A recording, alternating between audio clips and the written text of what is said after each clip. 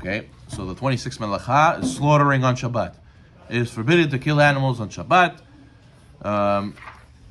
The number 8, one may not spray insecticide directly on insects because that would kill the insect directly.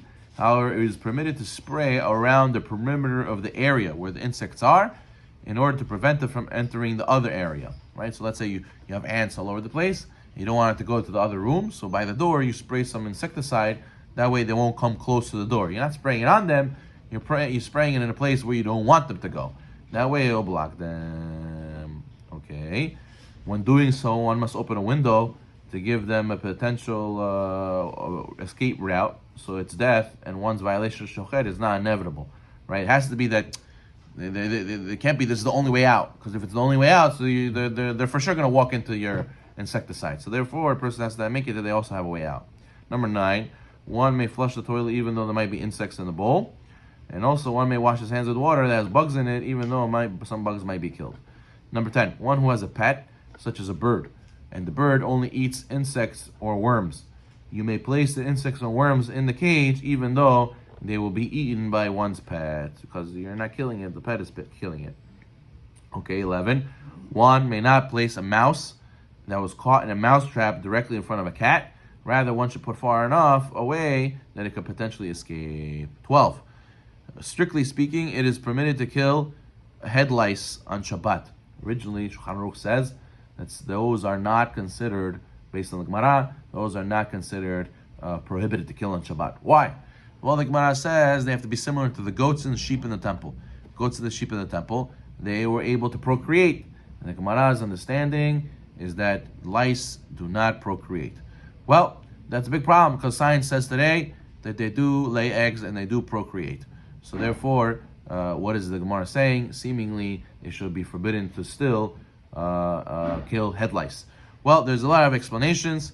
Number 1, you could say simply that science is not 100% proven and always correct. A lot of times they used to tell us cigarettes was good for our health. They used to tell us asbestos was good. They used to tell us DDT was good. A lot of things they were mistaken of. So now could be that they're mistaken about this as well. Another explanation they give is that really the Gemara understands that they lay eggs and the Gemara understands they procreate. But since you cannot see it with the naked eye, halachically they're viewed as spontaneously generating. They're not considered viewed as animals that procreate. Because it's not viewable with the naked eye, it's not halachically considered that in that sense provable. So therefore, you could say many other explanations, but that's just 2 main explanations of why Shulchan Aruch says you're allowed to kill head lice on Shabbat. However, one may not kill lice that you find in your clothing, because one may come to kill other insects such as fleas. But head lice, strictly speaking, is permitted. Okay, 14. Any dangerous animal or insect that imposes a threat to human life may be killed or trapped on Shabbat.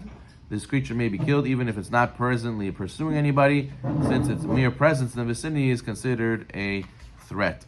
Okay, so therefore, dangerous animal, even though it might not kill you, it's going to hurt you, you're allowed to go and kill it or trap it on Shabbat. That's not a sur. 15, animals or insects that do not pose a threat to life, but can still cause significant pain or discomfort when they bite or sting, may not be killed outright if they're not pursuing anybody. So you just see a bee, you see a wasp, oh, that's it, let's kill it. No, you can't do that. If it's not pursuing you, even though it'll cause you discomfort, you're not allowed to kill it or trap it. In such a case, it may be trapped to keep them from injuring anyone. If trapping is not feasible, you make it kill it in a discreet manner. You can do this by walking normally in its direction and passively stepping on it. Hornets that are in the vicinity of an infant or any person who may have a serious reaction because of allergies, it may be killed outright if necessary. You see? So if a guy is highly allergic to bees and there's a bee following him around, he's allowed to kill it on Shabbat. 17. Causing a living creature to bleed is considered a biblical prohibition of shochet if one has a purpose for the blood. However, if you don't have a purpose for the blood, so then it's rabbinically prohibited. Even causing a bruise to a living creature, even though the blood is still under the skin, is prohibited. So therefore, you cannot pinch somebody to the point where it leaves a mark. Right? Sometimes the people, they like to squeeze the cheeks and then it leaves them a mark. That is a problem. 19. Or making yourself bleed is also a problem. Picking your teeth with a toothpick. First of all, I don't know if it's really der cheretz to pick your teeth at a table, dinner table, in front of everybody. So that's something to ponder. But in general, on Shabbat, to use a toothpick, if you're going to bleed, it will be asur. Similarly, it is permitted to remove a splinter that's penetrated one's skin, even if doing so may cause some bleeding. If possible, one must attempt to avoid causing any bleeding while removing the splinter. So he says, if you're gonna not bleed, so you could use a toothpick. But if you're gonna bleed, so you shouldn't use the toothpick. Same thing with the splinter. You should try to remove it without bleeding, and if it's gonna bleed, then you shouldn't. 20. One should not brush his teeth on Shabbat if it will definitely cause him to bleed. 21. One may not pick a scab on Shabbat if it will cause him to bleed.